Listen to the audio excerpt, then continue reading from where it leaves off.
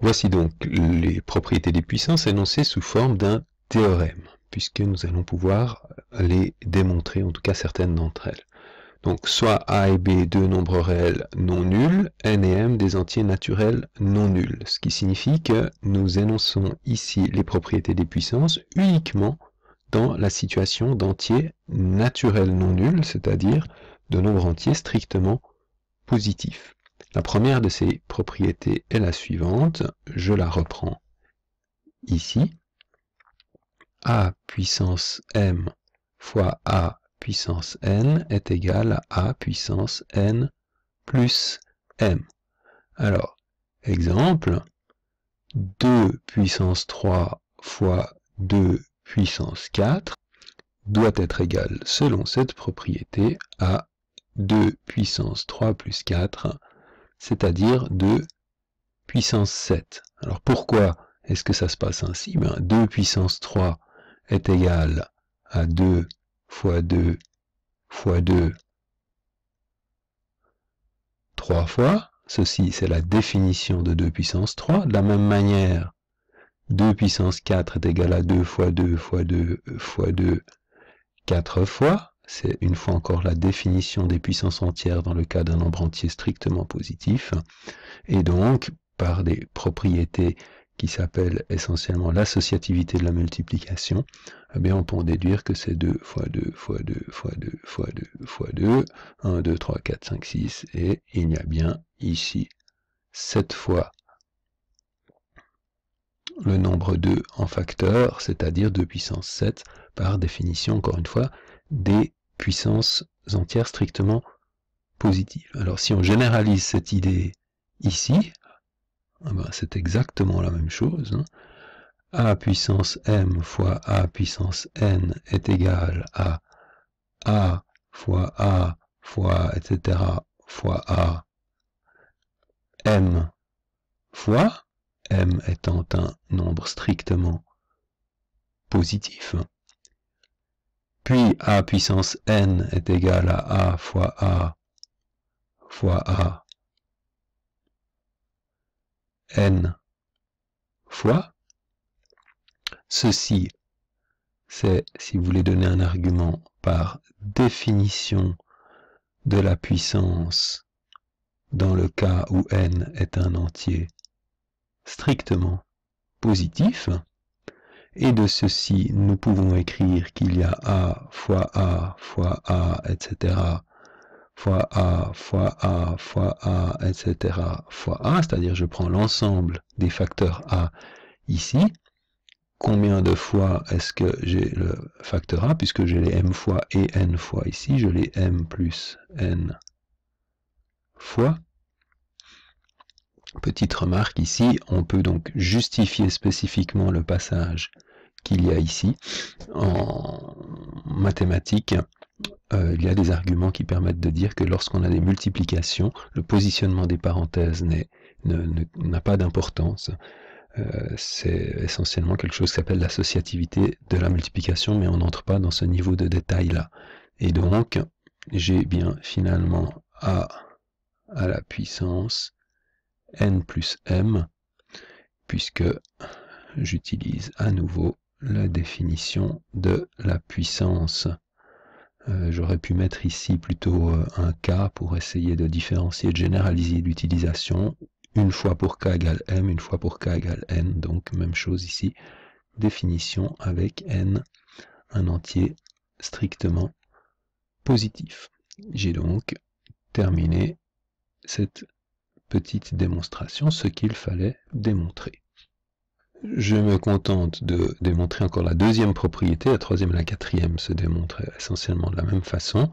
Donc on a A puissance m puissance n, qui est égal à A puissance n fois m. Encore une fois, si j'illustre la situation, 2 puissance 3 à la puissance 4 est égal à 2 puissance 3 fois 2 puissance 3 fois 2 puissance 3 fois 2 puissance 3, c'est la définition de la puissance 4.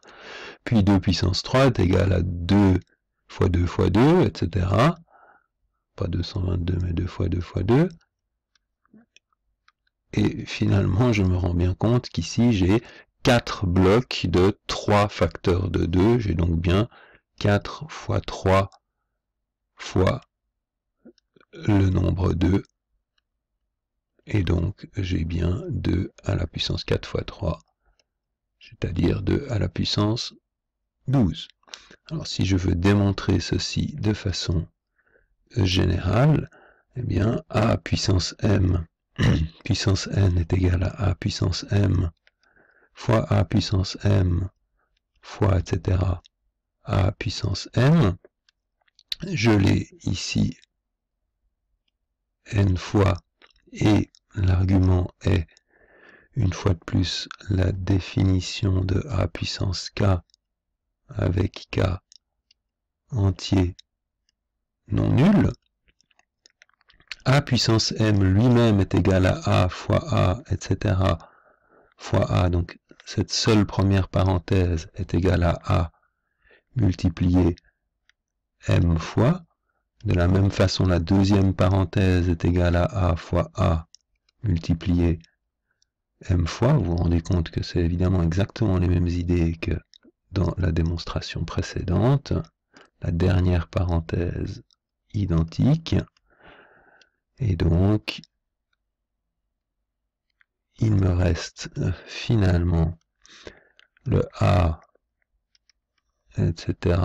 jusqu'au dernier a, qui sera, ici, j'ai m parenthèses qui chacune, j'ai oublié ici de le dire, évidemment, j'avais n fois, l'argument était bien sûr exactement le même, j'ai donc n parenthèses de m termes chacun, c'est-à-dire que j'ai bien m fois n termes, ou m fois n, mn fois le nombre a, c'est-à-dire, si je termine ici, a n fois m, l'argument étant toujours le même. C'est donc bien ce qu'il fallait démontrer. Alors les propriétés 3 ici et 4 se démontrent essentiellement de la même façon. Pour la 4, il y a des petits arguments de commutativité supplémentaires, à savoir qu'il faut échanger les places de A et B, mais comme pour l'associativité, on n'entrera pas dans une justification trop poussée à ce niveau-là.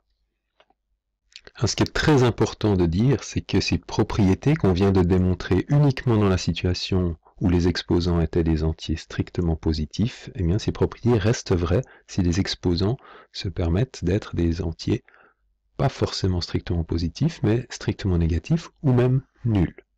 Par exemple, si je considère le théorème suivant, donc n et m, deux entiers strictement positifs et a un nombre réel non nul, et la propriété a puissance moins n fois a puissance moins m, c'est-à-dire a une puissance qui est un entier strictement négatif, puisque n et m sont strictement positifs, moins n et moins m sont strictement négatifs, donc des puissances strictement négatives, ben la propriété fonctionne de la même façon.